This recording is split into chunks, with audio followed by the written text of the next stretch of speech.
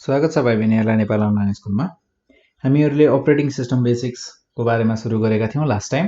So class 7 कम्प्युटरमा रहेको topic. So हामीहरूको लास्ट टाइम चाहिँ हामीले टपिक सिध्याएका थिएनौँ। टपिकमा हामीले केही अपरेटिङ सिस्टम्सहरूको बारेमा कुरा गरेका थियौँ। सो आज भने हामी युजर इन्टरफेसको बारेमा कुरा गर्नेछौँ। सो युजर इन्टरफेस भनेको हामीहरूको जस्तै सिम्पली बुझ्ने हो भने हामीहरूले जब कम्प्युटर खोल्छौँ, खोलिसकेपछि हामीहरूले कम्प्युटरसँग कसरी इन्टरेक्ट गर्छौँ, कम्प्युटरसँग हामी कसरी बोल्छौँ, कसरी कुरा गर्छौँ र हामीहरूले कुरा गर्दा हामीहरूले अगाडिपट्टि जुन स्क्रिन देख्छौँ नि हो त्यो स्क्रिन कस्तो छ, त्यही स्क्रिनलाई भनिन्छ हामीले त्यो जुन कस्तो टाइपको स्क्रिन देखिन्छ हामीहरूको त्यो भनेको चाहिँ इन्टरफेस हो। त्यो हामीहरूले युज गर्ने तरिका त्यो हामीहरूको इन्टरफेस हो। जस्तै हामीहरूको कमन टाइपमा भन्ने हो भने हामीहरूको इन्टरफेसहरू दुईटा किसिमका हुन्छन्। एउटा हुन्छ हामीहरूको क्यारेक्टर युजर इन्टरफेस जसलाई CUI पनि भनिन्छ। सो एउटा छ हामीहरूको क्यारेक्टर युजर इन्टरफेस, ठिक छ, युजर इन्टरफेस। र हामीहरूको सेकेन्ड भनेको जसलाई CUI पनि भनिन्छ र सेकेन्ड छ हामीहरूको GUI जसलाई ग्राफिकल युजर इन्टरफेस पनि भनिन्छ। अर्को छ हामीहरूको ग्राफिकल युजर इन्टरफेस जसलाई ग्राफिकल युजर इन्टरफेसलाई के पनि भनिन्छ त, GUI भनेर पनि भनिन्छ। र हामीहरूको क्यारेक्टर युजर इन्टरफेसको कुरा गर्ने हो भने हामीहरूको यसको नामले नै जनाउँछ क्या, क्यारेक्टर युजर इन्टरफेस। इन्टरफेसको कुरा गर्ने हो भने जस्तै हामीहरूको क्यारेक्टर युजर इन्टरफेसमा के हुन्छ भने यहाँ चाहिँ हामीहरूले टेक्स्ट मोड मात्र हुन्छ। यहाँ तामझाम झिलिक मिलिक त्यस्तो त्यो जस्तो आजकलको विन्डोजमा हुन्छ नि त्यस्तो चाहिँ हुँदैन। क्यारेक्टर युजर इन्टरफेसमा त्यस्तो केही पनि हुँदैन।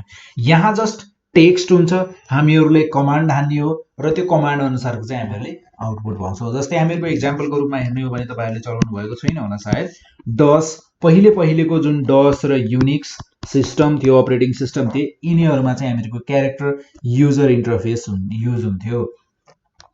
र हामीहरूको यहाँ चाहिँ क्यारेक्टरहरू चाहिँ यिनीहरूलाई चाहिँ जुन हामीहरूले यिनीहरूलाई इन्टरेक्ट गर्नको लागि युज हुने चिजहरूलाई जुन ती साना वर्डहरू थिए तिनीहरूलाई कमान्ड भनेर भनिन्छ। तिनीहरूलाई के भनिन्छ त, कमान्ड भनेर भनिन्छ। र त्यो कमान्डहरूको सानो सिक्वेन्सहरू तिनीहरूको क्यारेक्टर्सहरू हुन्थ्यो जसले हामीहरूले युज गर्थ्यौँ। हामीहरूको एउटा युजर र त्यो कम्प्युटर बिचका इन्टरेक्सन्स गर्नको लागि ती भनेका किवर्डहरू भनेका मेन हुन्थ्यो। र हामीहरूको MS DOS भनेको चाहिँ एउटा क्यारेक्टर युजर अपरेटिङ सिस्टम हो।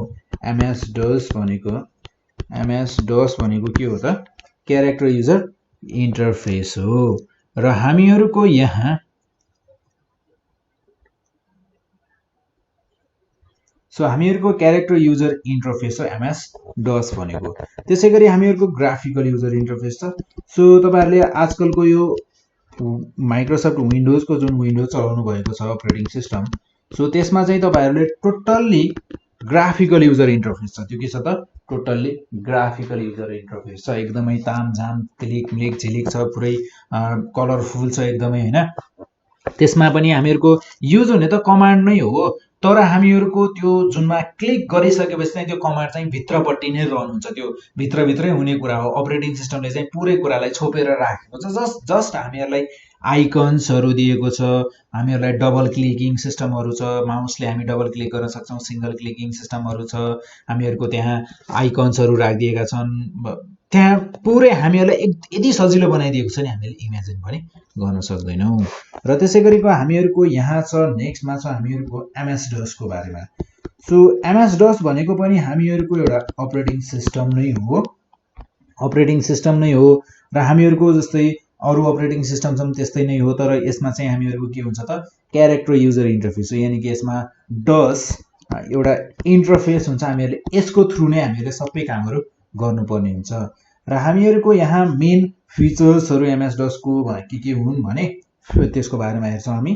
So main features of MS DOS का मेन फिचर्सहरू चाहिँ के हुन् हामीहरू तिनको बारेमा हेर्छौँ। सो जस्तै हामीहरूको main feature of MS DOS भनेको एउटा त हामीहरूको सिम्पल अपरेटिङ सिस्टम हो, जसले चाहिँ हामीहरूको जुन चाहिँ एउटा टेक्स्ट ओरिएन्टेड कमान्ड लाइनबाट मात्र चल्ने एउटा अपरेटिङ सिस्टम हो यो भनेको। So simple operating system.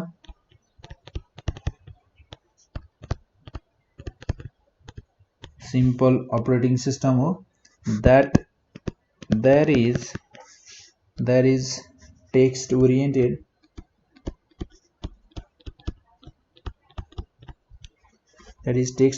and command based र command based छ र त्यसैगरी हामीहरुको यहाँ यसको नेक्स्ट फिचर भनेको चाहिँ हामीहरुको यो चाहिँ एउटा मसिन इन्डिपेन्डेन्ट छ यो के छ त एकदमै मसिन इन्डिपेन्डेन्ट छ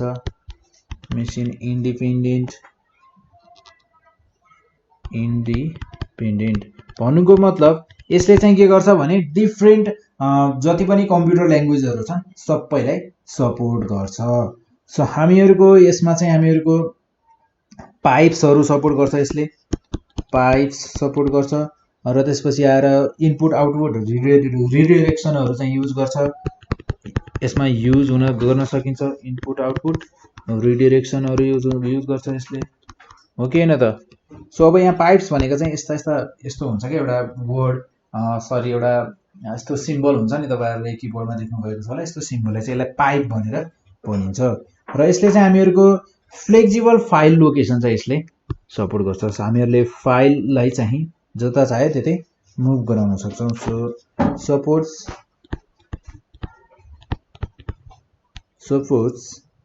फ्लेक्सिबल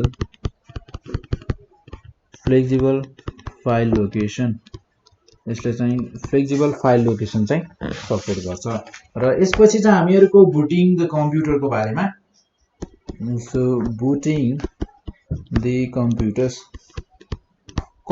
बुटिङ कम्प्युटर भनेको के हो भने हामीहरुको जस्तै हामीहरुले कम्प्युटरलाई चाहिँ रेडी गरिराछौं कि हामीहरुले युजर र त्यो कम्प्युटर बीच इन्टरेक्सन गर्नको लागि रेडी गरिराछौं त्यसलाई भनिन्छ booting so the computer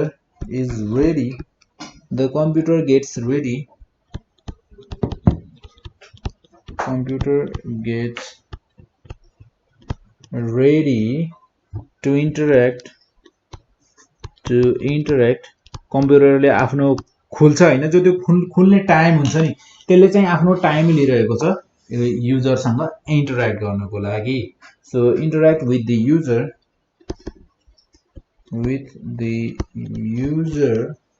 user through the process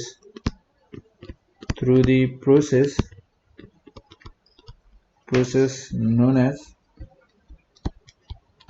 booting जसलाई के भनिन्छ त बुटिङ भनेर भनिन्छ र त्यसैगरी हामीहरुको बुटिङको लागि पनि कुनै पनि कम्प्युटरलाई बुटिङ गर्नको लागि केही समय लाग्छ र त्यसले आफूलाई चाहिने जस्तै त्यो कम्प्युटरलाई चलाउनको लागि के कम्पोनेन्ट्सहरु चाहिन्छ त त्यो कम्प्युटरलाई स्टार्ट गर्नको लागि के कुराहरु चाहिन्छ त्यो सबै म्यानेज गर्नुपर्ने हुन्छ सो त्यो म्यानेज गर्दा गर्दै त्यसलाई थोरै टाइम पनि लाग्छ तर अब आजकलको कम्प्युटरहरुमा खासै टाइम लाग्दैन 2 सेकेन्ड भित्र 2-3 सेकेन्ड भित्रमा 2 सेकेन्ड भित्रमा मिनिमम भन्दा हामीहरुको 5 सेकेन्ड ल म्याक्सिमम गए 5 सेकेन्ड सो म्याक्सिमम गए 5 सेकेन्ड भित्रमा चाहिँ हामीहरुको कम्प्युटर चाहिँ आजकलको चाहिँ खुलिसकेको हुन्छ र त्यसैगरी हामीहरुको एउटा कुनै पनि कम्प्युटरलाई चाहिँ रन हुनको लागि त्यसलाई स्टार्ट गर्नको लागि चाहिँ हामीहरुलाई मेन फाइल्सहरु चाहिन्छन् जस्तै हामीहरुको त्यो फाइल्सहरुको नाम हुन्छ जस्तै IOSYS भनिन्छ IOSYS IO भनेको चाहिँ हामीहरुको इनपुट आउटपुट सिस्टम भनेको सो हामीहरुको यो भयो एउटा फाइल चाहिने भनेको हामीहरुलाई कम्प्युटरलाई स्टार्ट गर्नको लागि ms.sys चाहिन्छ र त्यसैगरी हामीहरुलाई अरु चाहिने भनेको यदि कुराहरु चाहिँ हामीहरुलाई कम्प्युटर स्टार्ट गर्नको लागि चाहिन्छन् नै र त्यसैगरी हामीहरुको यहाँ नेक्स्टमा छ अब यो कम्प्युटरलाई बुट गर्दा पनि दुईटा किसिमकोले बुट गर्न सकिन्छ रहेछ सो एउटा चाहिँ हामीहरुको कोल्ड बुटिङ र अर्को चाहिँ हामीहरुको वार्म बुटिङ सो म यसलाई सर्टकटमा भनिदिन्छु तपाईहरुलाई वार्म बुटिङ भनेको के हो कोल्ड बुटिङ भनेको के हो सो कोल्ड बुटिङ भनेको चाहिँ हामीहरुको जब कम्प्युटर अफ हुन्छ हैन टोटली अफ गरिएको हुन्छ कम्प्युटर टोटली अफ गरिएको कम्प्युटरलाई चाहिँ हामीहरुले स्टार्ट गर्यौं भने टोटली अफ गरेर राखिएको कम्प्युटरलाई हामीहरुले स्टार्ट गर्यौं भने त्यो कम्प्युटर के हुन थाल्छ त स्टार्ट हुन थाल्छ सो त्यसरी स्टार्ट गर्नु भनेको चाहिँ जुन एउटा पुरै चिसो भएर बसेको कम्प्युटरलाई हामीले त स्टार्ट गर्नु भनेको चाहिँ हामीहरुको कोल्ड बुटिङ हो र हामीहरुको जस्तै कम्प्युटर रन भइरहेको छ, कम्प्युटर युज गरिरहेको छु मैले, त्यतिखेर चाहिँ त्यो कम्प्युटरलाई यदि मैले रिस्टार्ट गरेर हामीहरुको बटन जुन हुन्छ नि रिस्टार्ट गरे भने चाहिँ त्यो हो हामीहरुको वार्म बुटिङ। र त्यसैगरी तपाईहरुले यहाँसम्म तपाईहरुले सिक्नुपर्ने तपाईहरुको क्लाससम्म तपाईहरुको लेभलसम्म सिक्नुपर्ने कुराहरु भनेको यति नै हो। र यति कुराहरु तपाईहरुले सिक्नुभयो भने तपाईहरु एक्जाममा मजाले पास गर्न सक्नुहुन्छ। र यदि तपाईहरुलाई नेपाल अनलाइन स्कुलको बारेमा अरु कुराहरु पनि जान्नु छ र तपाईहरुलाई तपाईहरुको दाइ दिदीहरुलाई पनि तपाईहरुले सजेस्ट गर्न सक्नुहुन्छ। एउटा कन्ट्रिब्युटरको फर्म छ हामीहरुको, तपाईहरुले डिस्क्रिप्सनमा हेर्न सक्नुहुन्छ। र तपाईहरुलाई कस्तो लाग्छ के लाग्छ नेपाल अनलाइन स्कुलको बारेमा तपाईहरुले एउटा फिडब्याक फर्म पनि छ त्यहाँ, सो त्यो लिंकमा गएर तपाईहरुले भन्न सक्नुहुन्छ। र यदि तपाईहरुलाई क्वेशनहरु सोध्नु छ भने तपाईहरुले त्यहाँ फेसबुक अनि इन्स्टाग्राम टेलिग्राम यो सबै सोशल मिडिया जति पनि छन् तपाईहरुले त्यसको थ्रु चाहिँ तपाईहरुलाई क्वेशन सोध्न सजिलो होस् भनेर हामीहरुले हरेक भिडियोको डिस्क्रिप्सनमा चाहिँ हामीहरुले यो लिंकहरु राखिदिने गरेका छन्। सो तपाईहरुले त्यहाँ गएर हेर्न सक्नुहुन्छ। र यदि तपाईलाई यो भिडियो मन पर्यो भने तपाईहरुले यो भिडियोलाई लाइक गर्नुस् र यो भिडियोलाई शेयर गर्नुस् र आफुलाई लागेको कुरा कमेन्ट गर्न नबिर्सिनु होला।